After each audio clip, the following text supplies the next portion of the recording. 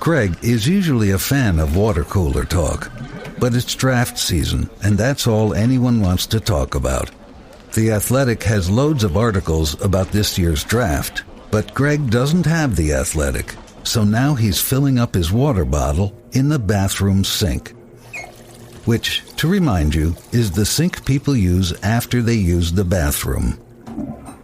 Get The Athletic and get the info you need to speak draft fluently. Picture that super soft t-shirt you love sleeping in. The one that gets softer and softer the more you wear it. Now you can bring that same lived-in softness to your entire bed with signature vintage wash sheets from Boll and Branch. This all-new collection is even softer than your favorite t-shirt, with a distinctly relaxed look and feel for your best night's sleep. Just like all Boll and Branch bedding, signature vintage wash sheets start with the highest quality, 100% organic cotton. The lived-in feel comes from a small batch washing process, creating a level of softness you've never felt before. And it's not just the feel. Boll and Branch mastered the laid-back aesthetic using a special technique that creates the well-loved look you'll find with vintage jeans. And true to the Boll and Branch hallmark, signature vintage wash sheets get softer and softer with every wash. Right now, you can get 15% off your first order with promo code Odyssey and save on their most relaxing sheets. So head to bollandbranch.com today. That's BOLL and branch.com.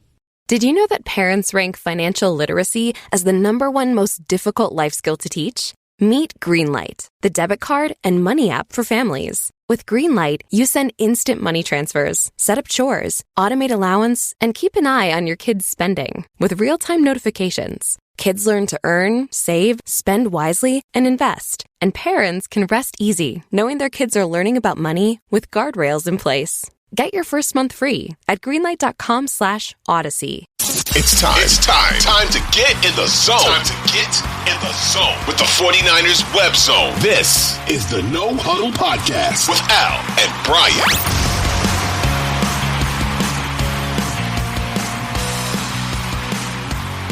'49ers Web Zone, No Huddle Podcast, instant reaction. The San Francisco 49ers have made a first-round pick for the first time since 2021, and they fucked it up. Maybe they fucked it up. Brian. Nah. All right. First, nah. First of all right. So it's pushing midnight right now on the East Coast for me. So I'm a little punchy. I started drinking at like 6:30. It's push, like I just said, it's pushing midnight. And my tradition, I don't know what your tradition is on the draft, but draft isn't like the Super Bowl where you get together with your friends and you have parties and stuff like that. Once in a while, I go out on a Thursday night with my buddies, but most of the time I watch it by myself. And my tradition has typically been, especially when it was on Saturdays years ago. Remember, It was like the whole day on Saturday. I would get pizza and wings, and I would get a fucking case of beer and put a debt at whatever I'm going to do by myself. And I remember it had to be 2003 because it was the Eli Manning draft. So it was the year I was getting married. And my wife was like, if we're just going to sit here and watch the fucking draft all day, can you at least do wedding invitations? So I'm like, sure, I'll absolutely do wedding invitations for you, Katie. So I remember, I'm sitting there, I'm watching the draft, I'm drinking my beers, I'm eating my pizza or whatever, and I'm doing the wedding invitations. And however many hours later, she comes and sits on the couch and she's going through the invitation. She's like, Al, what did you do? I'm like, what do you mean? I did the invitations. I did what you asked me to do. And I turn around and she shows me, and I don't know, after however many invitations, 30, I don't know how many beers, the name and address was like going up towards the stamps, not even straight anymore. Oh, no. Just a complete disaster. But we sent them out anyway. And anybody who knows me probably understands what happened there. So that's typically my draft tradition. And that's kind of what I did tonight. And it's a good thing I drank a little bit tonight, Brian, because I am a little bit shocked. And if you start with where this night started, a lot of rumors coming about 2 or 3 hours before the draft that the Niners are looking to trade up into the top 10. Mm-hmm. So the first thing that popped in my head was a Doomsday. Right. Okay. Same. Maybe they have something in mind for Aiyuk or Deebo, because there's also a rumor that teams are asking about both of the receivers, and they're going to try to get up in the top 10 and they're going to get a Doomsday. That was kind of where my head went originally. Once you get to 10 picks and that doesn't happen, I'm like, okay, what are they going to do? And all the smoke was around wide receiver, which is where They went. But this receiver, Brian, I'm shocked. I'm shocked. Yeah, it's I mean, especially with what was on the board, right? Like we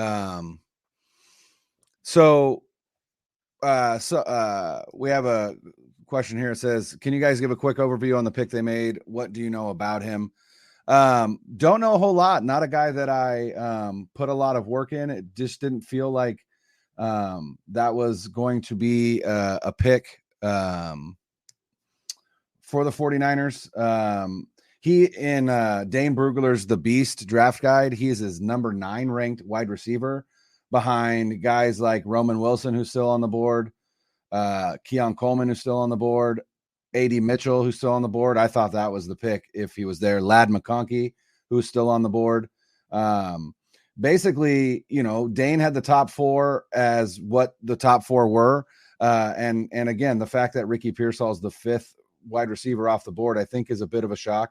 I mean, he does have, Dane does have a first or second round grade on him. So arguably that is where the 49ers got him. Mm-hmm. But he's going to be 24 when the season starts.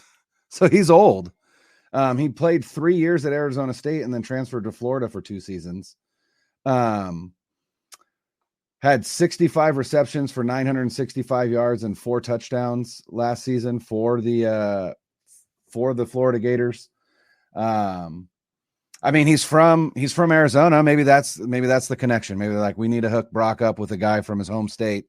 But it doesn't make a lot of sense. It doesn't make sense with some of the receivers that were still on the board. Mm-hmm. It doesn't make sense with some of the defensive players that were still on the board. Johnny Newton was still on the board. Cooper DeJean was still on the board. McKinstry was still on the board. It feels like a massive reach for this team. And I don't know. I mean, he's 6'1", 191. He's essentially, and he runs a 4.40. I mean, he is Brandon Aiyuk. So does that mean that Brandon Aiyuk still has a possibility of getting traded? Well, if Ricky Pearsall is the replacement for Brandon Aiyuk, that is devastating. That is a devastating. So Mike Silver just tweeted, based on my conversation with other teams, the 49ers are now more likely to deal Deebo than they are Brandon Aiyuk. So I don't know if this is still in play. I don't know if there's still conversations going on. It looks like we just lost Brian. Hopefully he'll pop back in here. But it looks like right now the Niners are still in trade talks. And a lot of what we've seen from Aiyuk, at least from other teams, is that what was being offered for him was a day 2 pick. So it was a Friday pick. But it feels like right now that's off the table. Maybe they're looking to deal Deebo. I don't know. But either way, the Niners did need a wide receiver. If you look at, I keep talking about, what is this team going to do after 2024? They can push all their chips in this year, but after that, what are they going to do? How are they going to build for the next years? They have a lot of positions that they need. Really, you could argue, I mean, kind of everything except quarterback. When you think Kittle's getting older, when you think Deebo and Jennings in the last year of their contract, when you think the offensive line is getting older, when you think McCaffrey's had almost 800 touches in the last 2 years, Greenlaw's in the last year of his deal, Ward, Lenore, Hufunga in the last year of their deals. Other than Bosa, you really don't have another long-term defensive end. Gross Matos, we'll see how he is. Leonard Floyd is 31. Javon Hargrave is 31. They have needs everywhere. But I thought wide receiver, there was a lot of smoke today, a lot of things you kept hearing about them. So I'm not surprised that they took wide receiver, not even a little bit. I thought they would, but I did not think Pearsall. So do they deal Deebo? Who knows? At this point, I'm really hard pressed to see how, and it doesn't make sense to me either. Why, if you're kind of still going all in for 2024, Deebo is probably only on the team for another year anyway. Why would you deal him? What are you going to get for him? A 3rd round pick? A 2nd round pick? At this point, what's the point? You keep Deebo, you keep Aiyuk, you got Kittle here for at least another year, and then Pearsall, I assume, rookie wide receivers, especially in Shanahan's system, It may take a year. So we'll see how Pearsall does. But guys, I'm shocked. I'm shocked. I did not have him anywhere near the Niners taking him at the end of the first round. Again, Brian mentioned the players that were still there. It's really shocking to me that they took this pick. It doesn't mean it's a bad pick. We'll see. If anything, this team has earned the benefit of the doubt, right? They've gotten a lot of good players. They've been in the NFC Championship game in the Super Bowl, 4 times in the last 5 years, twice in the Super Bowl, 4 in the NFC Championship game. So they've definitely earned the benefit of the doubt, but it's a weird pick. It's a weird pick. I don't think it's anybody that anyone saw coming. So from here on out, we'll see what they do. I think there were better players on the board, especially at corner, which they need. So I don't know. We'll see how it all goes. With the Aiyuk situation, there were rumors that the Patriots were a team that were really interested. So I think the Patriots have the 34th overall pick. So they're picking second or third tomorrow night, whatever it is. I guess it's still in play. But if Silver is saying that Deebo was more likely to get traded now, kind of feels like maybe the Niners are moving their focus to Aiyuk, which they should. Because again, if you're looking at Purdy, right, you're building this team around Brock Purdy, really from 2025 on. Why are you moving away from his number one target? And if you look at these wide receiver contracts, AJ Brown signed a 3-year, $96 million deal. So you're talking $32 million a year. And I think the guaranteed money was like around $77 million. So I don't think Aiyuk is going to get that. I don't think he expects to get that. Devontae Smith got 3 years and $75 million. I think he's in that range. And if you consider that contract, $25 million, if he goes 26, 27, that's the going rate right now for receivers like him. That's what you're going to have to pay a receiver like him. And as you move forward to 2025, if you're not paying Aiyuk, who are you going to pay? Who else is really going to be there? Look at the offense. So Trent Williams, maybe you have him for another year in 2025. You're paying Purdy at that point, but Deebo may not be there. Kittle may or may not be there. I don't think you're going to resign Juwan Jennings because he'll probably get more in free agency than he's worth to the Niners. So he's somebody who may not be there. McCaffrey, again, almost 800 touches. I'd love for McCaffrey to play the next 5 years. Running backs don't do that. I feel like this is the last year you're really going to have McCaffrey as that, centerpiece offense runs through him, because after this, he'll be 28, I think, this year. So you're talking next year again, 29. Can he really keep doing that? I'm not sure. So there's going to be a transition on that offense. I feel like Aiyuk needs to be part of that. And you can argue, well, Al, he only had 105 targets last year. That was 36th in the league. Why would you pay a guy who isn't getting the volume that a St. Brown is, or a CeeDee Lamb is, or Tyreek Hill or Jefferson or any of these guys? Why would you pay him big dollars? Well, he may not get the volume now, but as you move forward, he may get that volume, right? As you center the offense around him, he may go from 105 targets to 140 or 150, and with the number one receiver type numbers. And then he may have over 100 catches. He may have 1,500 yards. I feel like he's the type of player that can do that. So if you're centering around him and you have Purdy and then you bring Pearsall in, you're kind of building for the future. So I like that's in their head. I like that they're thinking wide receiver. Just a Pearsall pick. I mean, this was 10 minutes ago they made this pick, so we're processing it right now. I just was like, wow, is that a reach? I don't know. But Lynch said, whatever it was, whenever he had his press conference, he was like, listen, we have players that we have ranked in a certain spot that we would take at the end of the first round that you may not have ranked there or may not be mocked there. They have guys that they feel are in a certain position, and Pearsall might have been that guy. I feel like there were better people on the board, but that's the guy the Niners have. And again, I feel like they've kind of earned the benefit of the doubt there. So we'll see how it goes. There's a lot of draft left. There's a lot of needs left for this team. Tomorrow, again, I hope there's no trade. I really want them to go into next season, like run with what you have, re-sign Aiyuk. Let's make another run at this thing. Add guys as you can. I hope they make some trade ups as we move forward, and we'll see what they do. Corner is still, to me, a huge, huge need. especially depending on what they're going to do. They're not going to sign long-term both Lenore and Ward, right? It'll be one of probably the two.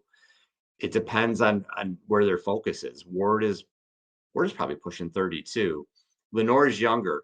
Do they want to play Lenore as a nickel guy? Do they want to pay him as an outside guy? And what does Lenore want?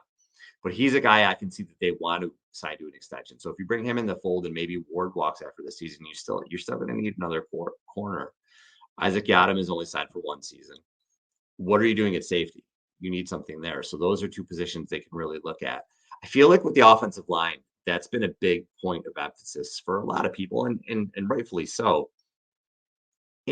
There were so many mocks that had them taking a tackle, and I never thought that they would at this point in the draft, because when you get into pick 31, are you really taking a tackle that's going to come in and make an impact? Probably not. You're probably taking a guy that's going to be, a redshirt type person anyway for 2024 and maybe move in 2025. Kind of feel like the offensive line approach is going to be similar to what they did with McKivitz a few years ago, where they take somebody later, develop him, and then he maybe moves in 2025 or whatever. I really feel like Kyle is content to roll back the offensive line that he has. So you're going to have Trent Williams, you have Aaron Banks, who's in the last year of his deal. You're going to have Jake Brendel, who's 33, and an average center.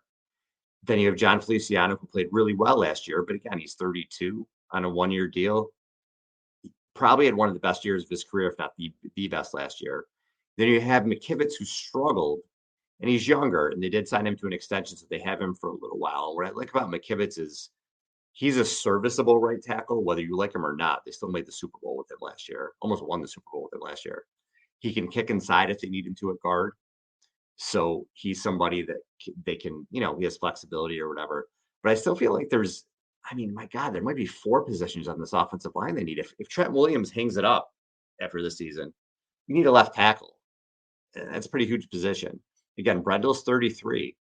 You need a center. Are you going to re-sign Aaron Banks? If it's on a team-friendly deal, if not, you're not going to give him big money. And Feliciano's on a one-year deal, so you still need these offensive line pieces too. But other than interior, I love Zach Frazier. I talked about it last show. I'm a huge Zach Frazier guy. He's somebody who could have come in at center. You have Jackson Powers Johnson. He's someone who could have come in at center.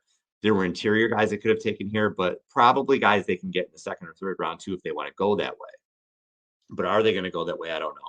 That's the thing about this team right now, is that as they stay competitive and retool for the years moving forward, it's really interesting to see how they go. So receiver was absolutely a position in need, 100%.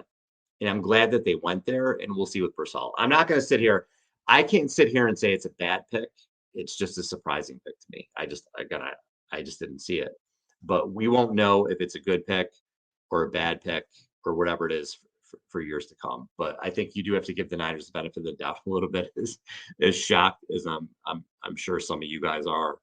But we'll see. Jennings likely isn't going to be back, and Deebo likely isn't going to be back after the season. So they have to start preparing for that. And I don't think this is going to be the only receiver they take in this draft. I feel like there's going to be more. What's interesting is they were clearly looking to be aggressive and move up.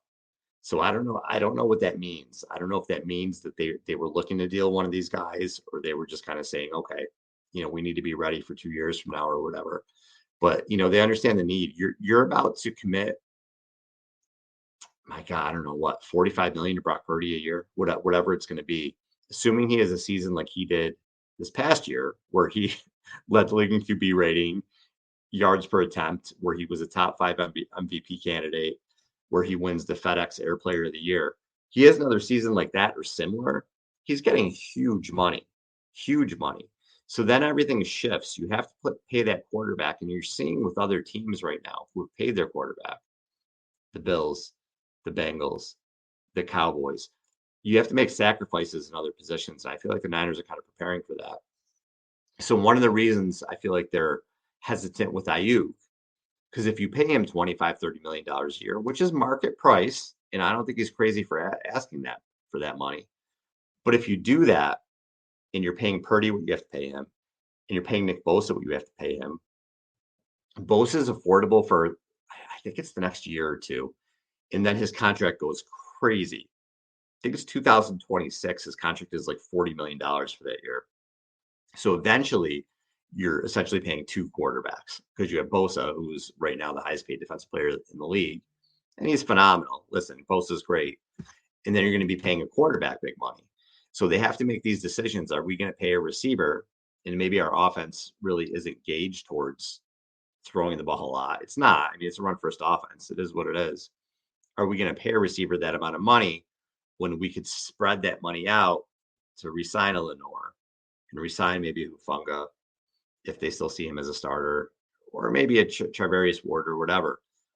I think that's kind of what they're going towards right now. So I feel like they have a price on Aiyuk, what he's worth, and they'll try to work it out. But if they do get past tomorrow night, you got to feel like Aiyuk is on this team, right? I mean, they're not going to trade him past the draft. This was kind of the inflection point. I was really worried about tonight. I'm still worried about tomorrow when I heard some of the rumors, like I said, about the Patriots being interested in having trade talks, because the Patriots weren't trading number 3 for him. They're going to trade their second round pick, which is in the low 30s. That's the pick. So if we can get through tomorrow, I think we're good with Aiyuk. And again, I want people can nitpick on Aiyuk and say like, oh, well, whatever, he's not great against man-to-man. The guy's a terrific route runner. He had a tremendous season. He has a great rapport with Purdy. He's a good blocker. He's a complete receiver. He's somebody that you want on this team moving forward. And the going rate, if you want a really good receiver, is probably at least about $25 million a year. If Brown gets 32, Jefferson and Chase are going to get 35 a year, and whatever the guaranteed money ends up being. I think Aiyuk will fall below that. Aiyuk is going to fall somewhere in between Devontae Smith and AJ Brown. Niners, if they want him, are probably going to have to be prepared to shell up 26 million, 27 million a year. Now, the guaranteed money doesn't kill me, because let's say he has 60 million guaranteed, just for argument's sake. What is that, 2 years? After you do the signing bonus or whatever. So he's 26. So if you're paying him this year, there won't be a big cap hit. But the next couple years, so you're paying him for years 26 and 27, or maybe you kick it back and it's 28 and 29, he's still in the prime. So I don't have an issue with paying Aiyuk that money. I really don't, especially when you want to support your young quarterback. Listen, Brock Purdy is 24 years old. He's 2 months older than Bo Nix, who went 12th or whatever it was tonight. He's a year older than Jaden Daniels. I think he's close to Penix too. Penix is 24, so they're the same age. Purdy is a really, really, really young quarterback. That's what we forget about Purdy. Everybody wants to nitpick at him, and well, is he an elite? Patrick Mahomes and Josh Allen are elite, but is Purdy in the next level? Is he a top 7 quarterback in the league? He just finished his second year, man. You know what I mean? Like, if a Trevor Lawrence or a Zach Wilson or Trey Lance or any of those guys had the year Purdy just did in year 2, we're crowning him. With Purdy, everybody's trying to pick holes in him because of where he was drafted. Purdy is a really, really, really young quarterback. You have to think the arrow's pointed up and he's going to continue to get better. You would hope, especially with Kyle. So as you have a young quarterback like that, you have to surround him with talent. But when that contract gets bigger, you have to draft well and put pieces around him that fit with him. Purdy's an anticipation thrower, so you need guys who are good route runners and that sort of thing. So that's the way that they have to build. So again, it's really interesting to see how this team's going to approach this with retooling while you're still staying competitive. It'll be very interesting to see. But yeah, tonight, man, I'm not going to sit here and say, especially with draft picks, you don't know. We just had 32 picks, and how many of them are really going to be good? 12, 14. That's what history shows us, especially with the QBs, man. Like, 6 were taken tonight. How many of those guys are really going to be good from what history tells us? 3 of them? We just don't know. So to sit here tonight and say like, oh, Ricky Pearsall, it's not a good pick. I don't know if it's a good pick or a bad pick. It's a surprising pick, but only time will tell whether it's a good pick or not. So as far as the other stuff that happened tonight, I thought it was kind of funny. The NFL did a good job, I guess, they brought Goodell out and let him get booed for about 20 seconds before they brought Eminem out. And then the Lions legends, that's probably a good way to go about it, right? Just like minimize the damage, because as soon as he gets out there, he's just going to get cascaded with boos. So I thought that was pretty interesting. Really surprised at Penix, man, going number 8 to the Falcons. And Cousins, apparently, from what I saw, didn't even know, or his agent didn't know. It was a surprise to him. So you sign Cousins to that huge deal, and then you bring Penix in. And I don't hate the approach. It's a Jordan Love or Aaron Rodgers type thing where you get him and let him sit for a couple years and learn, even though Penix is older. But to not tell a guy you just paid all that money to seemed crazy to me. And I think Atlanta is ready to compete for a playoff spot. So not to bring in a really good defensive player or a Dunze or something like that was shocking to me. I mentioned earlier, I really do like a Dunze. I think the Bears did a great job tonight. You get Caleb Williams, and we'll see because the quarterbacks you don't know. But if he ends up being a very good quarterback, you have Keenan Allen for this year. He's in the last year of his deal. DJ Moore, and then you bring a Dunze in. You have Cole Kmet. They've really put some pieces around him that really going to be supportive for him. I like the situation McCarthy comes into. Obviously, he's got Jefferson and Addison, and O'Connell's a really good coach. So that's going to be interesting. Bo Nix was a reach for me for the Broncos, but maybe Sean Payton knows what to do with him.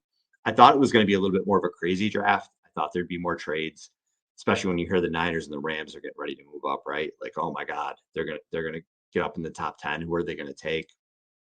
Those two teams are aggressive, but it was a little bit more chill than I thought it was going to be. I do want to say the Bills.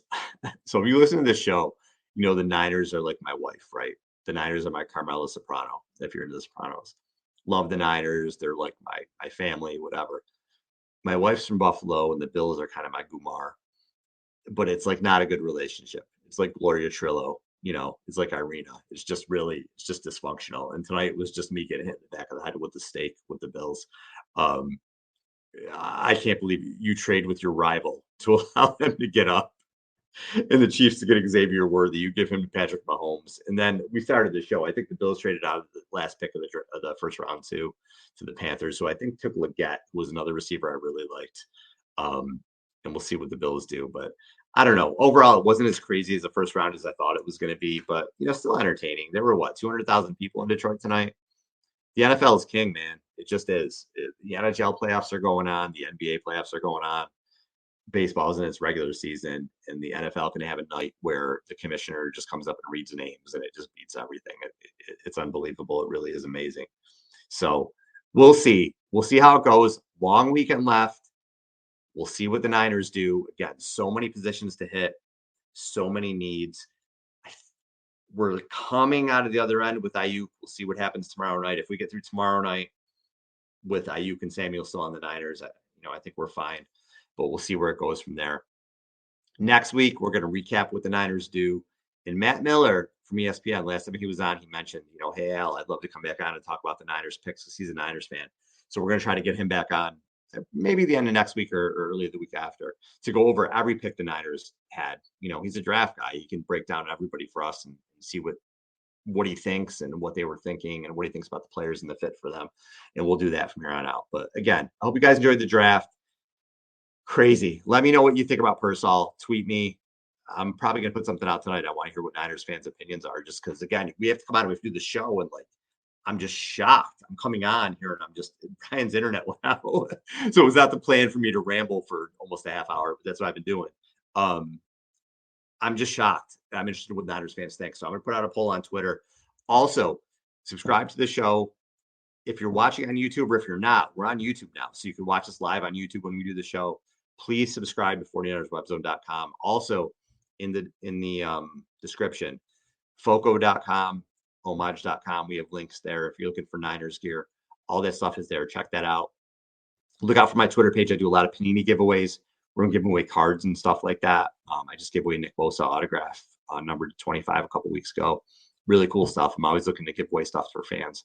So thanks, you guys. We appreciate you. Subscribe. We'll talk to you soon. Niners on three. 1, 2, 3.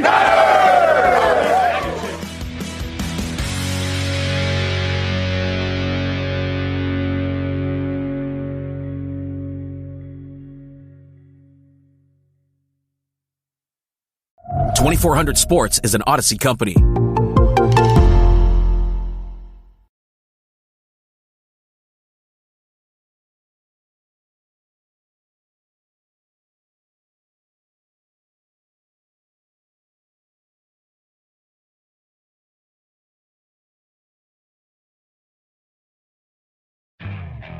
Okay, picture this. It's Friday afternoon when a thought hits you. I can spend another weekend doing the same old whatever, or I can hop into my all-new Hyundai Santa Fe and hit the road. With available H-Track all-wheel drive and 3-row seating, my whole family can head deep into the wild. Conquer the weekend in the all-new Hyundai Santa Fe. Visit HyundaiUSA.com or call 562-314-4603 for more details. Hyundai, there's joy in every journey.